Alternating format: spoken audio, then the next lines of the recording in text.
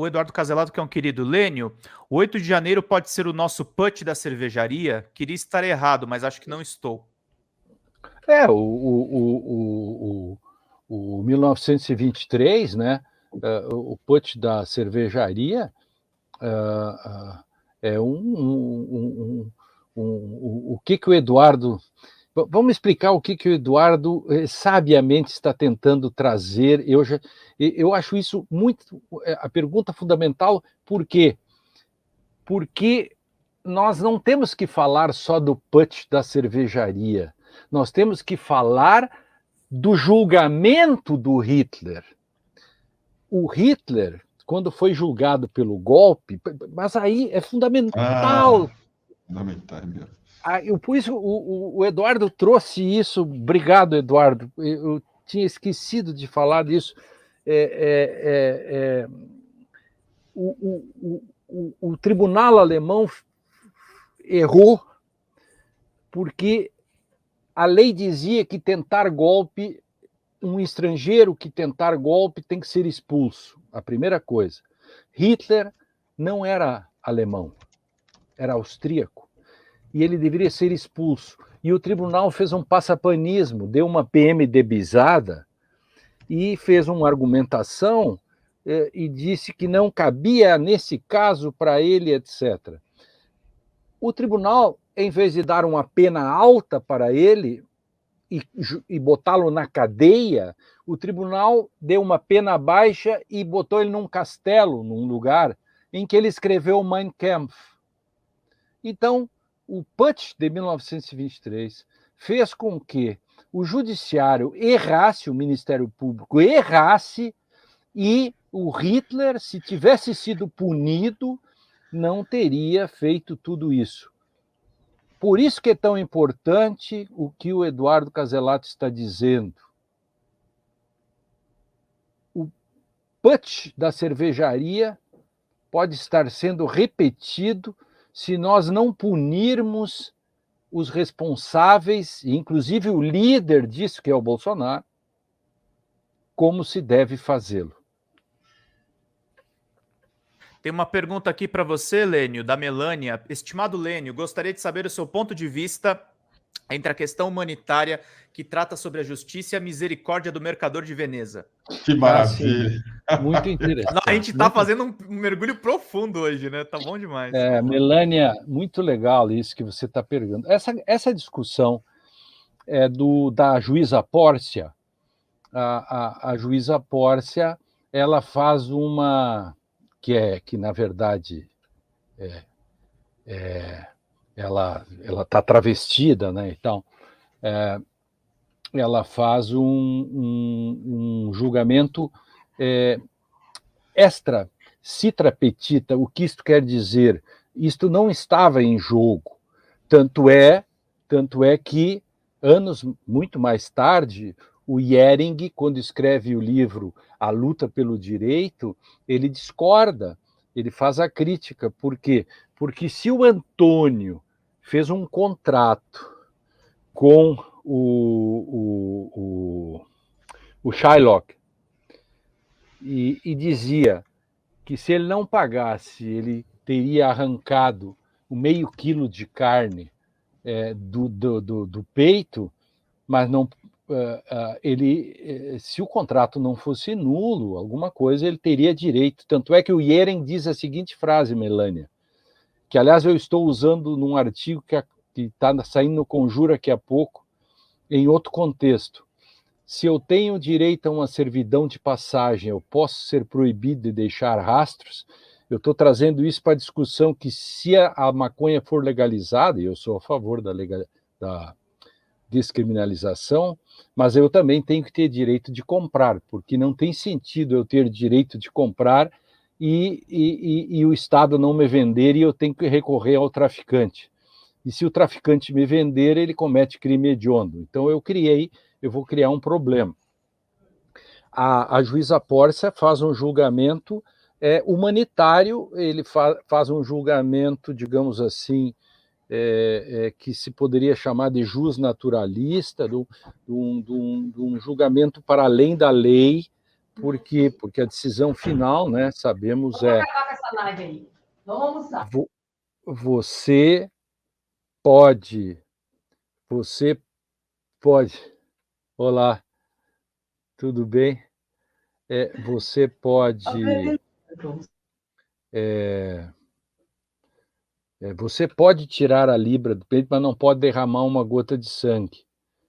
E ainda fez o confisco dos bens, a multa, etc., que foi, claro, uma decisão totalmente para além daquilo que diz o direito, né? Então, ali está uma espécie de uma decisão ativista, mas é aquilo que eu dizia antes, as pessoas gostavam, e quando assistem um filme ou leem um livro, torcem para a decisão e do pobre do Antônio, que tirou dinheiro emprestado e os barcos deles afundaram, e, portanto, depois teve o seu contrato executado e foi salvo pela juíza, e era a juíza do bem que fez uma decisão ativista. Aí vem toda a discussão, muito bonita isso. Eu já fiz várias vezes essa discussão da juíza Pórcia, né, que é do Mercador de Veneza. Aí vem a discussão se tem antissemitismo nisso e tal. Essa discussão eu não gosto de fazer. Eu acho que o livro é rico, a peça é rica em outras coisas, não precisa entrar nessa discussão, porque é um homem do seu tempo. Você vai discutir se em 1601, 2, quando essa peça foi escrita, se discutia essa questão do antissemitismo, que é uma questão diferente, né, que se coloca hoje. Mas mesmo isso, tem um trecho que o Shylock fala: eu sou um judeu, por acaso eu não sangro, por acaso isso, que é meio um libelo. Claro, porque era proibido de um judeu tirar sangue de um gentil, e isso foi usado pela juíza Pórcia para exatamente dizer: você pode tirar a libra do peito, né, que dá meio quilo, mais ou menos, um exagero, ia matar o cara, mas não pode derramar uma gota de sangue. Por quê? Porque um judeu, que é você, não pode fazer verter sangue de um gentil. É bem interessante essa questão do fundamento. É riquíssimo, né? Podemos ficar discutindo. Sim, que coisa tudo isso. Eu agradeço ao telespectador aí que saca disso, né? E aproveita, porque eu sou bom nisso, modéstia às favas, né? Eu também sou bom nisso. Você é muito bom nisso. Também. É mesmo. E a diferença entre justiça e misericórdia é fantástica também. Que bom. Exatamente. Isso. Diga lá, Pedro, o que mais você tem para nós? Você está mutado. Tem 3 perguntas aqui, professor. Tião Roqueiro mandou aqui: Lênio, a ditadura foi um movimento fascista? O tal brasileiro cordial nunca passou de um mito? A cadela do fascismo sempre passeou por aqui? A Deise Bentin diz que se podemos criminalizar o bolsonarismo. E a Francine Alencar pergunta: ainda podemos ter a esperança de ver o professor Lênio no Supremo? Não, isso não tem mais nenhum sentido. A esquerda aí, o pessoal não responde nem o WhatsApp meu, vai estar se lembrando de mim para o Supremo, tá louco.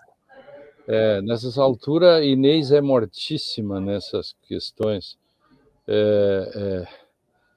Se você soubesse, se eu vou me cantar permite, uma música. Era a chance do Lula se redimir, né? Pois é. Mas, enfim, mas a outra pergunta ali... Que música você ia cantar? Que música você ia cantar? Agora esqueci também a música, né? Amante Sidão, mas isso é da outra história que já falou. Travesseiros soltos, roupas mas pelo aqui, chão. Soltos pelo chão. Volta a pergunta anterior aí da... Podemos outra anterior. A outra, da ditadura, isso. Vamos lá. Sim. Eu estou escrevendo um livro novo agora, chamado Como Fazer a Coisa Certa no Direito. E o capítulo 3 é exatamente as raízes do Brasil, que eu pego as duas grandes vertentes, né?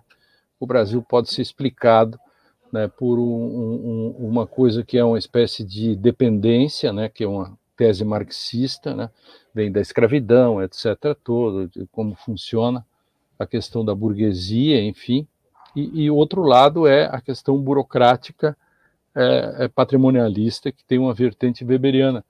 Então eu faço isso exatamente para mostrar como que se forma esses movimentos autoritários e como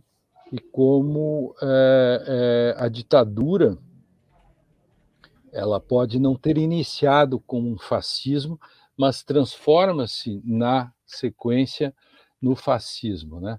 O brasileiro cordial é uma ideologia, é um mito, sem dúvida nenhuma. Essa é uma discussão que está em Gilberto Freire, é uma questão que está no Pai do Chico, né, aliás, tem o livro chamado O Homem Cordial, e mostra um modo de interpretar a realidade, né, um modo, que é o modo weberiano. O Homem Cordial é um mito, como mito é também qualquer tipo de caracterização. A ideia de que o argentino tem sangue quente é um mito, a ideia do homem cordial, todas essas questões a gente chama de estereótipos. Eu vou dar para o... para mim, Tião, o melhor livro sobre isso foi escrito em 1955, e defendido uma tese de doutorado na Unicamp, que chama o caráter nacional brasileiro, a história de uma ideologia. O autor chama Dante Moreira Leite. Dá uma lida nesse livro e você terá as suas respostas interessantes. E vai entender, por exemplo, o cio um pouco, né, da cadela do fascismo, né, que sempre anda rondando as nossas casas.